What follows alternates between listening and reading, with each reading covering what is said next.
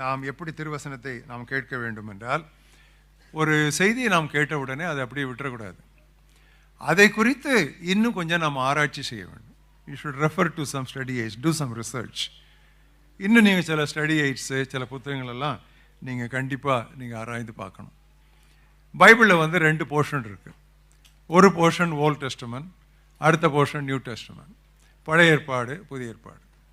நான் இப்போ நினைக்கிறது என்னென்னா, பழைய ஏற்பாடும் புதிய ஏற்பாடும் சேர்ந்து ஆண்டவர் நம்மோடு பேசும் 2 உதடுகள் என்று நான் சொல்லுவேன். The old testament and new testament are the 2 lips of God by which he speaks to us. நம்மோடு கூட அவர் அதை பேசுகிறார் என்று சொல்லுகிறேன். பழைய ஏற்பாட்டில் புதிய ஏற்பாடு மறைந்துள்ளது, புதிய ஏற்பாட்டில் பழைய ஏற்பாடு மலர்ந்துள்ளது. The New Testament is concealed in the Old Testament. The Old Testament is revealed in the New Testament. அங்கே விளங்காதது இங்கே விளங்கும். இங்கே ஏனென்று கேட்கிற கேள்விகளுக்கு பதில் அங்கே போய் நாம் கண்டுபிடிக்கலாம். இது ரொம்ப முக்கியம். அப்போ இதை 2ஐயும் நம்ம கம்பேர் பண்ணி படிக்கிறதுக்கு எப்படி படிக்கலாம்னு சொன்னால், ரெஃபரன்ஸ் பைபிள்ஸ்ன்னு சொல்லி இருக்குது. ரெஃபரன்ஸ் பைபிள்ஸ், அதாவது ஒத்துவாக்கிய வேதாகமங்கள். இந்த ஒத்துவாக்கிய வேதாகமங்கள் சில வேதாகமங்களிலே 2 காலம்ஸ், அதாவது 2 பகுதிகளுக்கு நடுவிலே அந்த ரெஃபரன்சஸ் எல்லாம் கொடுத்துருப்பாங்க, அந்த ஒத்துவாக்கியங்களை. இன்னும் சில வேத புத்தகங்களிலே ஓரங்களிலே கொடுத்திருப்பார்கள். Some are central column references, some are marginal references.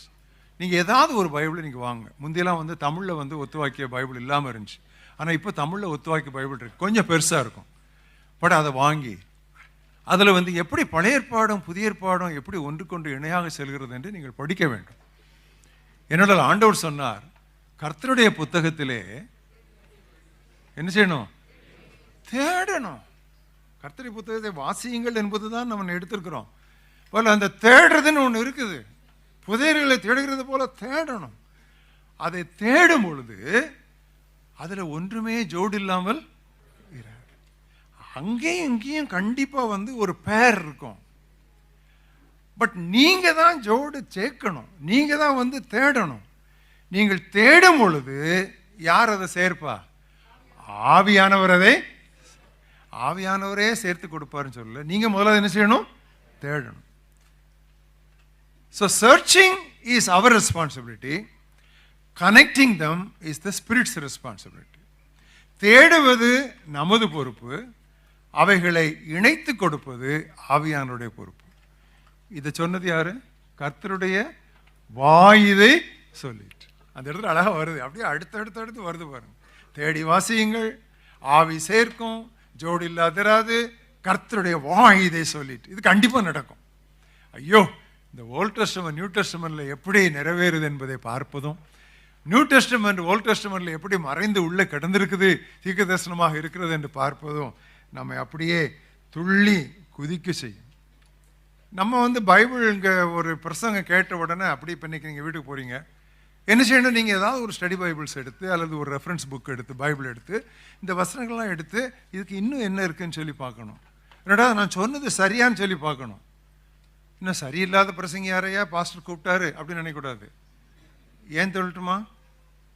Pavul நம்ம எல்லாருக்கும் தெரிந்தபடி தெசலோனிக்கேயாவுக்கும் போனார், பெரேயாவுக்கும் போனார். ஆனால் பெரேயாவில் உள்ளவர்கள் பிரசங்கம் கேட்டு ஆமேன் போடாமல், பிரசங்கம் கேட்ட பிறகு காரியங்கள் இப்படி இருக்கிறதா என்று ஆராய்ந்து, பிரசங்கியார் பவுலா இருந்தால் கூட கொஞ்சம் செக் பண்ணி தான் பார்க்கணும். நல்லா கவனிங்க, அதில் ஒரு சத்தியம் வருது. பிரசங்கியார் யாரா இருந்தாலும், பவுலா இருந்தாலும், இவர் சொன்னது சரிதானான்னு சொல்லி வீட்டில் போய் கொஞ்சம் ஹோம்ஒர்க் பண்ணி பார்க்கணும். சும்மா எல்லா காசையும் வாங்கி போடக்கூடாது. இப்போ நிறைய காசு செல்லாது, அது காசு தான், அது செல்லாதானா. ஸோ அது மாதிரி சொல்லப்படுகிற சத்தியங்கள் இது வசனத்தின்படி சரிதானா என்று நீங்கள் வீட்டிலே போய் நீங்கள் கண்டிப்பாக நீங்கள் பார்க்க வேண்டும். ஆண்டுடைய பெரிய கிருபையினாலே கடந்த ஓரிரு ஆண்டுகளிலே நான் 2 முக்கியமான புத்தகங்களை நான் வெளியிட்டிருக்கிறேன். இங்கே நாங்கள் ஒரு காப்பி தான் கொண்டு வந்திருக்கிறோம். இந்தியாவுக்கு வரும்பொழுது நீங்கள் இதெல்லாம் வாங்கிக்கொள்ளலாம். பைபிள் முத்துக்கள் என்று சொல்லி 1200 பக்கங்கள் என்னுடைய 50 ஆண்டு பிரசங்க ஊழியத்தில் உள்ள முக்கியமான பிரசங்கத்தின் குறிப்புகள், பிரசங்க குறிப்புகள் எல்லாருக்கும் பயன்பாடு வகையிலே உண்டு. அதே விதமாக பைபிள் ட்ரெஷர்ஸ், பைபிள் புதையல்கள் 200 பாடங்கள், இதுவும் குறிப்புகள் தான், சுருக்க குறிப்புகள் தான். இதில் ஒரு சில பிரதிகள் அங்கே உள்ள சில சகோதரர்கள் வாங்கிட்டு வந்திருக்கிறீங்க. இதெல்லாம் தூக்கிட்டு வர முடியாது. ஸோ அதனால் நீங்கள் இந்தியாவுக்கு வரும்பொழுது இதெல்லாம் நீங்கள் வாங்கி படிங்க. அதாவது இந்த தலைமுறையில் இவ்வளவு தெளிவாக தேவனுடைய வார்த்தையை உங்களுக்கு கொடுப்பதற்காக நான் எடுத்த ஒரு முயற்சி. அந்த முயற்சியை நீங்கள் பயன்படுத்திக் கொள்ளுங்கள். பைபிளில் எந்த பகுதியுமே தேவையில்லாத பகுதியே கிடையாது. அதனால்தான் பவுல் தீமோத்தேயுக்கு எழுதும்போது சொன்னார், வேத வாக்கியங்கள் எல்லாம் தேவனுடைய ஆவியினால் அருளப்பட்டிருக்கிறது, அவைகள் எல்லாம் பயனுள்ளவைகளாக, பிரயோஜனம் உள்ளவைகளாக இருக்கிறது அப்படின்னு சொல்லி வாசிக்கிறோம். நான் ஒரு கேள்வி கேட்பேன், போன தடவை வந்திருக்கும் போதும் கேட்டேன், இந்த தடவையே நான் கேட்குறேன். உங்களை எத்தனை பேர் ஒரு தடவையாவது பைபிளை ஃபுல்லாக வாசித்து முடிச்சிருக்கிறீங்க? கை வைத்துங்க பார்ப்போம். ஒரு தடவையாவது இப்படி ஓய்த்து சொல்லலை, ஸ்டாப் சொல்லலை, கை ஓய்த்து சொல்ல. சரி, ஓகே. இது ஒரு நல்ல ஒரு திருச்சபை. I think the credit goes to the pastor. உங்களுக்கு பைபிள் படிக்க வச்சுருக்கிறாங்க. மற்றவங்க தயவு செய்து ஒரு தடவையாவது பைபிளை நீங்கள் படித்து முடிச்சிருங்க. ஒரு தடவை படித்து முடிச்சா போதாது, ஒரு வருடத்திற்கு ஒரு முறை அல்லது 2 வருடத்திற்கு ஒரு முறையாவது அந்த வேதத்தை முழுவதுமாக நீங்கள் வாசிங்க. அப்படி வாசிக்க தான் நமக்கு இந்த ஃபவுண்டேஷன் போட்டுக்கிட்டே இருக்கும் பாருங்கள். இந்த ஃபவுண்டேஷனில் பார்த்தீங்கன்னா பல லேயர்ஸ் போடுவோம். ஒரு லேயர் போடுவோம், அப்புறம் அடுத்த லேயர் போடுவோம், அடுத்த லேயர் போடுவோம், அப்படி லேயர் போட்டு வரும். அதே மாதிரி நீங்கள் ஒவ்வொரு தடவை பைபிளை அப்படி தடவை வாசிக்கும்போது ஒரு லேயர் பை லேயர் போட்டே வரீங்க. அதுக்கு மேலே நீங்கள் கட்டடம் கட்டுறது ரொம்ப ஈஸியாக இருக்கும். உங்களுடைய வேத அறிவை வைத்து அதற்கு பிறகு புலப்படுவதற்கு இந்த அடித்தளம் மிகவும் உங்களுக்கு பயனுள்ளதாக இருக்கும்.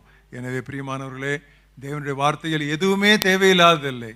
எனவே அவைகளை ஒத்துவாக்கிய வேதங்களோடு வைத்து நீங்கள் ஆராய்ந்து பாருங்கள்.